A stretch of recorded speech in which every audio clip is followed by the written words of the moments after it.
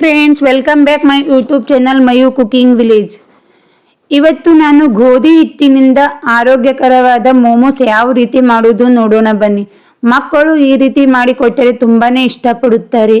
ಗೋಧಿ ಹಿಟ್ಟಿನಿಂದ ಮಾಡುವುದರಿಂದ ಆರೋಗ್ಯಕ್ಕೂ ಒಳ್ಳೆಯದು. ನೋಡಿ ಎಷ್ಟು ಚೆನ್ನಾಗಿ ಬಂದಿದೆ. ಇದೇ ರೀತಿ ಸುಲಭವಾಗಿ ಮಾಡಿಕೊಳ್ಳಬಹುದು. ನೋಡಿ, ನಾನು ಮೋಮೋಸ್ ಹಾಗೂ ಚಟ್ನಿ ಯಾವ ರೀತಿ ಮಾಡೋದು ತೋರಿಸುತ್ತೇನೆ. ಮೊದಲು ತರಕಾರಿಯನ್ನು ತೆಗೆದುಕೊಳ್ಳಿ. ಇದಕ್ಕೆ ಪತ್ತಾ ಗೋಬಿ ಬೇಕು. ಪತ್ತಾ ಗೋಬಿ ಚೆನ್ನಾಗಿರುವುದನ್ನು ತೆಗೆದುಕೊಳ್ಳಿ. ಹಾಗೂ 4-5 ಗಜ್ರಿ, 1-2 ದಪ್ಪ ಮೆಣಸಿನಕಾಯಿ, 4 ಉಳ್ಳಾಗಡ್ಡಿ, 4 ಚಟ್ನಿ ಮಾಡೋಕ್ಕೋಸ್ಕರ ಟೊಮ್ಯಾಟೋವನ್ನು ತೆಗೆದುಕೊಳ್ಳಿ. ನಿಮಗೆ ಚಟ್ನಿ ಎಷ್ಟು ಬೇಕು ಅಷ್ಟು ಟೊಮ್ಯಾಟೊ ಹಣ್ಣು ತೆಗೆದರೂ ನಡೆಯುತ್ತದೆ. ನೋಡಿ, ಎಷ್ಟೊಂದು ತರಕಾರಿ ಇದ್ದರೆ ಸಾಕಾಗುತ್ತದೆ. ಮೊದಲು ಪತ್ತಾ ಗೋಬಿಯನ್ನು ಚೆನ್ನಾಗಿ ತುರಿದುಕೊಳ್ಳಿ.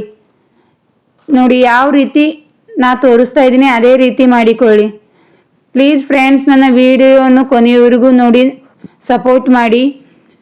ಹಾಗೂ ನನ್ನ ಚಾನೆಲ್ಗೆ ಸಬ್ಸ್ಕ್ರೈಬ್ ಆಗಿ. ನೋಡಿ ಯಾವ ರೀತಿ ಬಂದಿದೆ. ಇದೇ ರೀತಿ ಚೆನ್ನಾಗಿ ತುರಿದ ನಂತರ ಒಂದು ಪಾತ್ರೆಗೆ ಹಾಕಿಕೊಳ್ಳಿ. ನಾವು ಇವಾಗ ಗಜ್ರಿಯನ್ನು ಸಿಪ್ಪೆಯನ್ನೆಲ್ಲ ತೆಗೆದುಕೊಂಡು ತುರಿದುಕೊಳ್ಳಬೇಕು. ಇದೇ ಪಾತ್ರೆಯಲ್ಲಿ ತುರಿದುಕೊಳ್ಳಿ. ಈ ಮೋಮೋಸ್ ಅಂತೂ ತುಂಬಾನೇ ಟೇಸ್ಟಿಯಾಗಿ ಆರೋಗ್ಯಕರವಾಗಿ ಬರುತ್ತದೆ. ಮೈದಾ ಹಿಟ್ಟು ಅಷ್ಟೇನು ಒಳ್ಳೆಯದಲ್ಲ. ಈ ರೀತಿ ಗೋಧಿ ಹಿಟ್ಟಿನಿಂದ ಮಾಡಿಕೊಟ್ಟರೆ ತುಂಬಾನೇ ಟೇಸ್ಟಿಯಾಗಿ ಬರುತ್ತದೆ. ನೋಡಿ, ತುರಿದಿರುವ ಗಜ್ರಿಯನ್ನು ಮೊದಲೇ ತುರಿದಿರುವ ಪತ್ತಾ ಗೋಬಿಯಲ್ಲಿ ಹಾಕಿಕೊಳ್ಳಿ. ಈ ಪಾತ್ರೆ ಚಿಕ್ಕದಾಗಿರೋಕ್ಕೋಸ್ಕರ ಇನ್ನೊಂದು ಪಾತ್ರೆಯಲ್ಲಿ ಹಾಕ್ತಾ ಇದ್ದೀನಿ. ಇದಕ್ಕೆ ಕಟ್ ಮಾಡಿರುವ ಈರುಳ್ಳಿ ಹಾಗೂ ಕಟ್ ಮಾಡಿರುವ ದಪ್ಪ ಮೆಣಸಿನಕಾಯಿಯನ್ನು ಹಾಕಿಕೊಳ್ಳಿ. ಕ್ಯಾಪ್ಸಿಕಮ್ ಅನ್ನು ಈ ರೀತಿ ಹಾಕಿದ ನಂತರ ಇದಕ್ಕೆ ಸ್ವಲ್ಪ ಉಪ್ಪನ್ನು ಹಾಕಿಕೊಳ್ಳಿ. 1 ಸ್ಪೂನ್ ಉಪ್ಪು ಹಾಕಿದರೆ ಸಾಕಾಗುತ್ತದೆ. ಉಪ್ಪು ಹಾಕುವುದರಿಂದ ತರಕಾರಿಯಲ್ಲಿರುವ ನೀರಿನ ಅಂಶವೆಲ್ಲ ಬಿಡುತ್ತದೆ. ನೋಡಿ, ಕೈಗಳಿಂದ ಚೆನ್ನಾಗಿ ಮಿಕ್ಸ್ ಮಾಡಿಕೊಳ್ಳಿ. ಸ್ಪೂನಿಂದ ಮಾಡಿಕೊಳ್ಳಬೇಡಿ. ಕೈಯಿಂದ ಮಿಕ್ಸ್ ಮಾಡಿದರೆ ನೀರು ತುಂಬಾನೇ ಬರುತ್ತದೆ. ನೋಡಿ, ಈ ರೀತಿ ಚೆನ್ನಾಗಿ ಮಿಕ್ಸ್ ಮಾಡಿಕೊಳ್ಳಿ. 1 ನಿಮಿಷ ಮಿಕ್ಸ್ ಮಾಡಿದರೆ ಸಾಕಾಗುತ್ತದೆ. ಮುಚ್ಚಳ ಮುಚ್ಚಿ ಒಂದು 15 ನಿಮಿಷ ಹಾಗೆ ಬಿಡಿ. ನೋಡಿ, ಪಾತ್ರೆಗೆ 2 ಗ್ಲಾಸ್ ಗೋಧಿ ಹಿಟ್ಟನ್ನು ತೆಗೆದುಕೊಳ್ಳಿ. ನೀವು ಯಾವ ಅಳತೆಯಲ್ಲಿ ಮಾಡ್ತಾ ಇದ್ದೀರಾ ಅಷ್ಟೊಂದು ತೆಗೆದುಕೊಂಡರೂ ಸಾಕಾಗುತ್ತದೆ. ನೋಡಿ, ಈ ರೀತಿ ಮಾಡಿಕೊಳ್ಳಿ. ಇದಕ್ಕೆ 1 ಚಿಟಿಕೆ ಉಪ್ಪನ್ನು ಹಾಕಿ ಗಟ್ಟಿಯಾಗಿ ಈ ಹಿಟ್ಟು ನಾದಿಕೊಳ್ಳಿ. ನಾವು ಚಪಾತಿ ಹಿಟ್ಟು ಯಾವ ರೀತಿ ನಾದ್ತೀವಲ್ಲ ಅದಕ್ಕಿಂತ ಸ್ವಲ್ಪ ಗಟ್ಟಿಯಾಗಿ ನಾದಿಕೊಳ್ಳಿ. ಗಟ್ಟಿಯಾಗಿ ನಾದುವುದರಿಂದ ತೆಳುವಾಗಿ ನಾವು ಪೂರಿ ಲಟ್ಟಿಸಿಕೊಳ್ಳಬಹುದು. ಈ ರೀತಿ ಚೆನ್ನಾಗಿ ನಾದಿದ ನಂತರ ಒಂದು ಕಾಟನ್ ಬಟ್ಟೆಯನ್ನು ಮುಚ್ಚಿಡಬೇಕು. ಒಂದು 15 ನಿಮಿಷ ಈ ಹಿಟ್ಟನ್ನು ನೆನೆಯಲು ಬಿಡಿ. ಅಲ್ಲಿಯ ತನಕ ನಾವು ಚಟ್ನಿ ಮಾಡಿಕೊಳ್ಳೋಣ. ಒಂದು ಪಾತ್ರೆಗೆ ನೀರನ್ನು ಹಾಕಿ ಟೊಮೆಟೊ ಹಣ್ಣನ್ನು ಕಟ್ ಮಾಡಿಕೊಂಡು ಹಾಕಿಕೊಳ್ಳಬೇಕು. ಇಲ್ಲಿ 4 ಟೊಮೆಟೊ ಹಣ್ಣಿನಿಂದ ಮಾಡ್ತಾ ಇದ್ದೀನಿ. ನಿಮಗೆ ಜಾಸ್ತಿ ಬೇಕಾದರೆ ಜಾಸ್ತಿ ತೆಗೆದುಕೊಳ್ಳಿ. ಇದಕ್ಕೆ 1 ಮುಷ್ಟಿ ಒಣಮೆಣಸಿನಕಾಯಿ, 5-6 ಬೆಳ್ಳುಳ್ಳಿ ಹೋಳು, 1/2 ಇಂಚು ಅಲ್ಲವನ್ನು ಹಾಕಿಕೊಳ್ಳಿ. ಹಸಿ ಶುಂಠಿಯನ್ನು ಒಂದು ಪಾತ್ರೆಯನ್ನು ಗ್ಯಾಸ್ ಮೇಲೆ ಇಟ್ಟುಕೊಂಡು ಚೆನ್ನಾಗಿ ಬೇಯಿಸಿಕೊಳ್ಳಬೇಕು. ನೋಡಿ ಯಾವ ರೀತಿ ಬೇಯ್ತಾ ಇದೆ. ಇದೇ ರೀತಿ ಚೆನ್ನಾಗಿ ಬೇಯಿಸಿಕೊಳ್ಳಿ. 5 ನಿಮಿಷ ಬೇಯಿಸಿದರೆ ಸಾಕಾಗುತ್ತದೆ. ನೋಡಿ, ಈ ರೀತಿ ಬೆಂದ ನಂತರ ಇದು ತಣ್ಣಗಾಗಲು ಬಿಡಿ. ತಣ್ಣಗಾದ ನಂತರ ಟೊಮೆಟೊ ಹಣ್ಣಿನ ಒಂದು ಪ್ಲೇಟಿಗೆ ತೆಗೆದುಕೊಳ್ಳಿ. ಸ್ಪೂನ್ ಸಹಾಯದಿಂದ ಎಲ್ಲ ಹಣ್ಣು ಮತ್ತು ಮೆಣಸಿನಕಾಯಿ, ಬೆಳ್ಳುಳ್ಳಿ ಎಲ್ಲವನ್ನು ಅದೇ ತಟ್ಟೆಗೆ ತೆಗೆದುಕೊಳ್ಳಿ. ನೋಡಿ, ಈ ರೀತಿ ಸಿಪ್ಪೆಯನ್ನು ತೆಗೆದುಕೊಳ್ಳಬೇಕು. ಟೊಮೆಟೊ ಹಣ್ಣಿನ ಸಿಪ್ಪೆ ತುಂಬಾನೇ ಸುಲಭವಾಗಿ ಬರುತ್ತದೆ. ಟೊಮೆಟೊ ಬೆಂದರೆ ಸಿಪ್ಪೆ ತುಂಬ ಸುಲಭವಾಗಿ ತೆಗೆದುಕೊಳ್ಳಬಹುದು. ನೋಡಿ, ಈ ರೀತಿ ಆದ ನಂತರ ಸ್ವಲ್ಪ ಸಣ್ಣದಾಗಿ ಪೇಸ್ಟ್ ರೀತಿ ಮಾಡಿಕೊಂಡು ಮಿಕ್ಸರ್ ಜಾರಿಗೆ ಹಾಕಿಕೊಳ್ಳಿ. ನೋಡಿ, ಮಿಕ್ಸರ್ ಜಾರಿಗೆ ಈ ಟೊಮೆಟೊ ಹಣ್ಣು, ಬೇಯಿಸಿರುವ ಹಸಿಮೆಣಸಿನಕಾಯಿ, ಅಲ್ಲ, ಬೆಳ್ಳುಳ್ಳಿ ಎಲ್ಲವನ್ನು ಹಾಕಿ ಬೇಯಿಸಿರುವ ಅವೇ ಸ್ವಲ್ಪ ನೀರನ್ನು ಹಾಕಿ ನುಣ್ಣಗೆ ರುಬ್ಬಿಕೊಳ್ಳಬೇಕು. 1/2 ಸ್ಪೂನ್ ಜೀರಿಗೆ ಹಾಗೂ ಸ್ವಲ್ಪ ಉಪ್ಪನ್ನು ಹಾಕಿ ನುಣ್ಣಗೆ ರುಬ್ಬಿಕೊಳ್ಳಿ. ನೋಡಿ ಎಷ್ಟು ಚೆನ್ನಾಗಿ ರುಬ್ಬಿದೆ. ಇದೇ ರೀತಿ ರುಬ್ಬಿಕೊಳ್ಳಬೇಕು. ಗ್ಯಾಸ್ ಮೇಲೆ ಒಂದು ಕಡಾಯಿನಿಟ್ಟು ಅದು ಕಾಯಲು ಬಿಡಿ. ಕಾದ ನಂತರ ಇದಕ್ಕೆ 2 ಸ್ಪೂನ್ ಎಣ್ಣೆಯನ್ನು ಹಾಕಿಕೊಳ್ಳಿ. ಎಣ್ಣೆ ಜಾಸ್ತಿ ಹಾಕುವ ಅವಶ್ಯಕತೆ ಇರುವುದಿಲ್ಲ. ಇದಕ್ಕೆ ಸಣ್ಣದಾಗಿ ಕಟ್ ಮಾಡಿರುವ 2 ಬೆಳ್ಳುಳ್ಳಿ ಹೋಳನ್ನು ಹಾಕಿಕೊಳ್ಳಿ. ಬೆಳ್ಳುಳ್ಳಿ ಹೋಳು ಹಾಕುವುದರಿಂದ ಚಟ್ನಿ ತುಂಬಾ ಟೇಸ್ಟಿಯಾಗಿ ಬರುತ್ತದೆ. ಇದರ ಕಲರ್ ಚೇಂಜ್ ಆದ ನಂತರ ರುಬ್ಬಿರುವ ಟೊಮೆಟೊ ಹಣ್ಣಿನ ಪೇಸ್ಟನ್ನು ಹಾಕಿಕೊಳ್ಳಿ. ಟೊಮೆಟೊ ಹಣ್ಣಿನ ಪೇಸ್ಟ್ ಹಾಕಿದ ನಂತರ ಚೆನ್ನಾಗಿ ಮಿಕ್ಸ್ ಮಾಡಿಕೊಳ್ಳಿ. ಸುಮಾರು ಇದು 5 ರಿಂದ 7 ನಿಮಿಷ ಬೇಯಿಸಿಕೊಳ್ಳಬೇಕು. ಮನೆಯಲ್ಲೇ ಮೋಮೋಸ್ ಚಟ್ನಿ ರೆಡಿಯಾಗುತ್ತದೆ ನೋಡಿ. ಇದಕ್ಕೆ ಇವಾಗ 1 ಸ್ಪೂನ್ ವಿನಿಗರ್, 1 ಸ್ಪೂನ್ ಸೋಯಾ ಸಾಸನ್ನು ಹಾಕಿ ಚೆನ್ನಾಗಿ ಮಿಕ್ಸ್ ಮಾಡಿಕೊಳ್ಳಿ. ನೋಡಿ ಎಷ್ಟು ಚೆನ್ನಾಗಿ ಬಂದಿದೆ. ಇದಕ್ಕೆ 1 ಸ್ಪೂನ್ ಸಕ್ಕರೆ, ಅರ್ಧ ಬಟ್ಲು ಟೊಮೆಟೊ ಕೆಚಪನ್ನು ಹಾಕಿಕೊಳ್ಳಿ.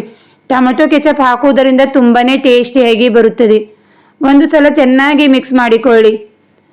ಇದಕ್ಕೆ ನೋಡಿಕೊಂಡು ಇನ್ನೂ ಸ್ವಲ್ಪ ಉಪ್ಪು ಬೇಕಾದರೆ ಹಾಕಿಕೊಳ್ಳಿ. ನಾನು ಇಲ್ಲಿ ಅರ್ಧ ಸ್ಪೂನ್ ಉಪ್ಪನ್ನು ಹಾಕ್ತಾ ಇದ್ದೀನಿ.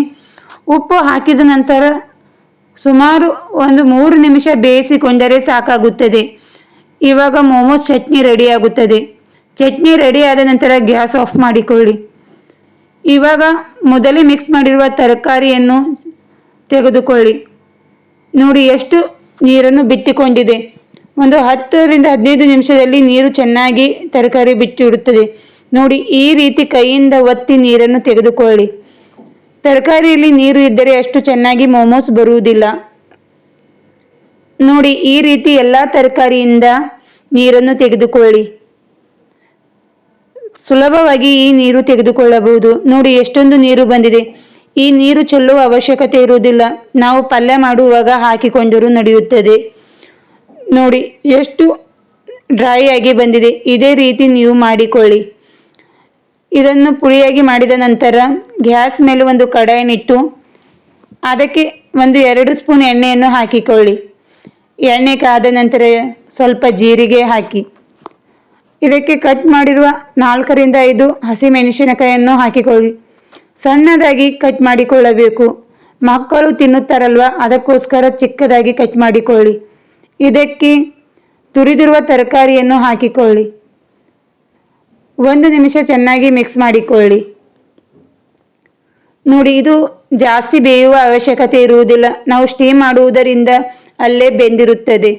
ಇದಕ್ಕೆ 4 ರಿಂದ 5 ಕಾಳು ಮೆಣಸಿನ ಪುಡಿ ಹಾಕಿಕೊಳ್ಳಿ. ಹಾಗೂ ರುಚಿಗೆ ತಕ್ಕಷ್ಟು ಉಪ್ಪು, ಸ್ವಲ್ಪ ಕೊತ್ತಂಬರಿ ಸೊಪ್ಪನ್ನು ಸೇರಿಸಿ ಚೆನ್ನಾಗಿ ಮಿಕ್ಸ್ ಮಾಡಿಕೊಳ್ಳಿ. ಸ್ವಲ್ಪ ಮಿಕ್ಸ್ ಮಾಡಿದ ನಂತರ ಗ್ಯಾಸ್ ಆಫ್ ಮಾಡಿಕೊಳ್ಳಿ. ಇದು ತಣ್ಣಗಾಗಲು ಬಿಡಬೇಕು ನೋಡಿ. ಈ ರೀತಿ ಮಿಕ್ಸ್ ಮಾಡಿದರೆ ಸಾಕು ನೋಡಿ. ಹಿಟ್ಟು ಎಷ್ಟು ಚೆನ್ನಾಗಿ ನೆನೆದಿದೆ. 15 ನಿಮಿಷ ಬಿಟ್ಟರೆ ತುಂಬಾ ಚೆನ್ನಾಗಿ ಬರುತ್ತದೆ. ಚಿಕ್ಕ ಚಿಕ್ಕ ಉಂಡೆಗಳನ್ನಾಗಿ ಮಾಡಿಕೊಳ್ಳಿ. ಗೋಧಿ ಹಿಟ್ಟಿನಿಂದ ಮಾಡಿದರೂ ತುಂಬಾ ಚೆನ್ನಾಗಿ ಬರುತ್ತದೆ. ಒಂದು ಸಲ ಅಂತೂ ಟ್ರೈ ಮಾಡಿ. ಆರೋಗ್ಯಕರವಾಗಿ ಈ ಮೋಮೋಸ್ ಮಾಡಿಕೊಳ್ಳಬಹುದು. ಅಷ್ಟೊಂದು ಒಳ್ಳೆಯದಲ್ಲ ಮೈದಾ ಹಿಟ್ಟು. ಈ ರೀತಿ ಗೋಧಿ ಹಿಟ್ಟಿನಿಂದ ಮಾಡಿಕೊಂಡರೆ ತುಂಬಾ ಟೇಸ್ಟಿಯಾಗಿ ಬರುತ್ತದೆ ನೋಡಿ. ಸ್ವಲ್ಪ ಒಣ ಹಿಟ್ಟನ್ನು ಹಚ್ಚಿ ತೆಳುವಾಗಿ ಪೂರಿ ಆಕಾರದಲ್ಲಿ ಲಟ್ಟಿಸಿಕೊಳ್ಳಿ. ತುಂಬ ತೆಳುವಾಗಿ ಲಟ್ಟಿಸಿದರೆ ಮೋಮೋಸ್ ತುಂಬಾ ಚೆನ್ನಾಗಿ ಬರುತ್ತದೆ ನೋಡಿ. ಈ ರೀತಿ ತೆಳುವಾಗಿ ಲಟ್ಟಿಸಿ ಒಂದು ಪ್ಲೇಟಲ್ಲಿ ಇಡಿ. ಎಲ್ಲ ಹಿಟ್ಟಿನಿಂದನೂ ಇದೇ ರೀತಿ ಪೂರಿ ಲಟ್ಟಿಸಿಕೊಳ್ಳಬೇಕು. ಪೂರಿ ರೆಡಿ ಮಾಡಿಟ್ಟುಕೊಂಡರೆ ಮೋಮೋಸ್ ಮಾಡಲು ತುಂಬಾ ಸುಲಭವಾಗುತ್ತದೆ ನೋಡಿ. ಇವಾಗ ಇದರಲ್ಲಿ ಮೊದಲೇ ಮಿಕ್ಸ್ ಮಾಡಿರುವ ತರಕಾರಿಯನ್ನು ಹಾಕಿ ಮೋಮೋಸ್ ಆಕಾರದಲ್ಲಿ ಮಾಡಿಕೊಳ್ಳಬೇಕು. ನಿಮಗೆ ಯಾವ ಡಿಸೈನ್ ಇಷ್ಟವಾಗುತ್ತದೆ ಆ ಡಿಸೈನಲ್ಲಿ ಮಾಡಿಕೊಳ್ಳಿ. ನಾನು ಇಲ್ಲಿ 3 ರಿಂದ 4 ಡಿಸೈನ್ ಹೇಳ್ತಾ ಇದ್ದೀನಿ. ಸುಲಭವಾಗಿ ಮಾಡಿಕೊಳ್ಳಬಹುದು ನೋಡಿ. ಯಾವ ರೀತಿ ಬಂದಿದೆ. ನಿಮಗೆ ಯಾವ ಡಿಸೈನ್ ಇಷ್ಟವಾಗುತ್ತದೆ ಆ ರೀತಿ ಮಾಡಿಕೊಳ್ಳಿ. ನಾವು ಮೋದಕ್ ರೀತಿ ಯಾವ ಡಿಸೈನ್ ಮಾಡಿದರೂ ನಡೆಯುತ್ತದೆ ನೋಡಿ. ನಾನು ಇಲ್ಲಿ ಇನ್ನೊಂದು ಪೂರಿ ತೋರಿಸ್ತಾ ಇದ್ದೀನಿ ನೋಡಿ.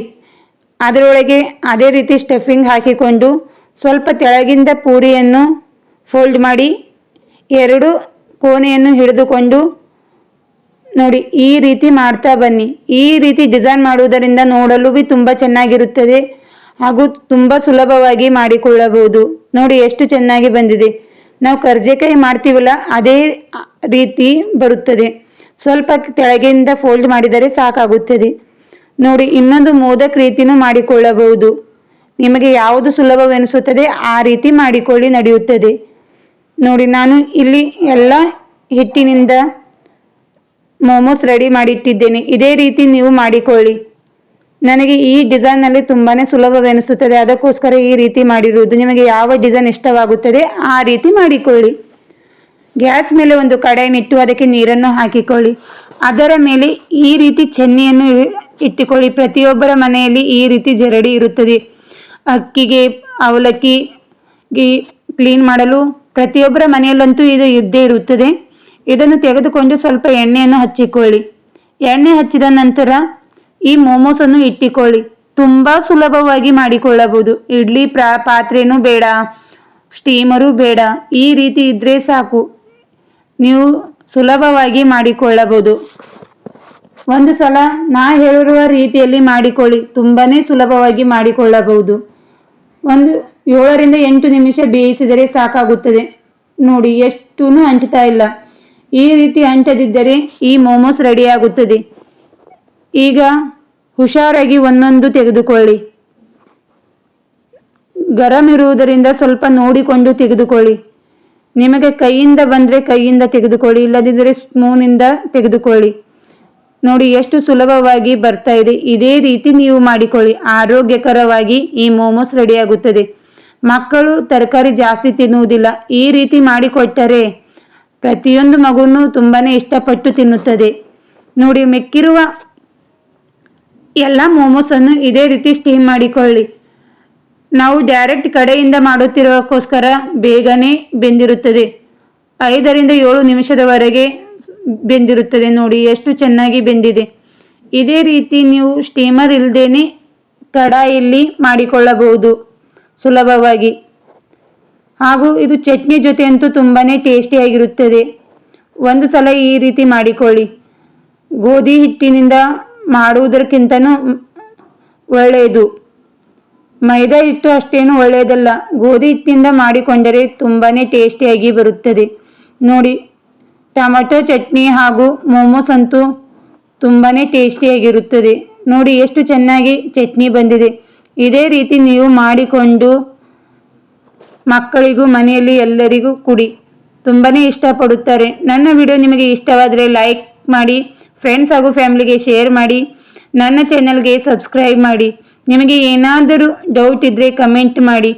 ನೋಡಿ, ಎಷ್ಟು ಸ್ಟಫಿಂಗ್ ಬಂದಿದೆ. ನೋಡಿ, ಎಷ್ಟು ಚೆನ್ನಾಗಿ ಬೆಂದಿದೆ. ಇದೇ ರೀತಿ ನೀವು ಮಾಡಿಕೊಳ್ಳಿ. Thank you for watching. ಧನ್ಯವಾದಗಳು.